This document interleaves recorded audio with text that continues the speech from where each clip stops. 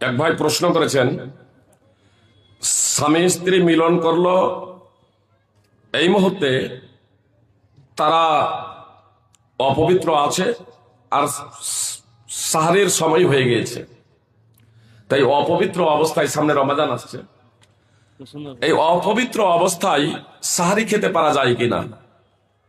কোনো সমস্যা নেই, আপনি অপবিত্র অবস্থায় সাহারি খেতে পারেন, কোনো সমস্যা নেই। বুঝতে পেরেছেন? বিসমিল্লাহ বলে আপনার জিকির আজকারও আপনি করতে পারেন। বুঝতে পেরেছেন? জিকির আজকারও করতে পারেন, কোনো সমস্যা নেই অপবিত্র অবস্থায়।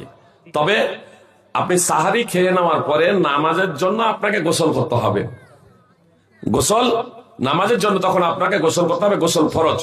হ্যাঁ, এবার কেউ যদি একেবারে খুব যদি অসুস্থ হন, কারো অ্যাজমার অসুখ আছে, মানে অত্যন্ত ঠান্ডা, প্রচন্ড শীতের রাত, রোগ বেড়ে যাওয়ার যদি প্রবণতা যদি থাকে, খুব যদি শীত যদি হয় আর অসুখ বেড়ে যাওয়ার প্রবল সম্ভাবনা রয়েছে, তাহলে গরম পানি ব্যবহার করতে পারেন। সেটাও যদি সম্ভব যদি না হয়, তাহলে আপনার জন্য তখন গোসল ফরজ নয়।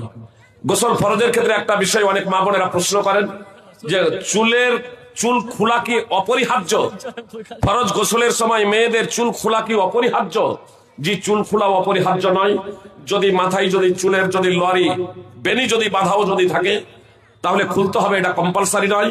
বরং 3 অঞ্চলে 3 খাবল পানি নিয়ে মাথায় আপনার বহিয়ে দেবেন, দিয়ে তারপরে গোসল করবেন, এটা যথেষ্ট।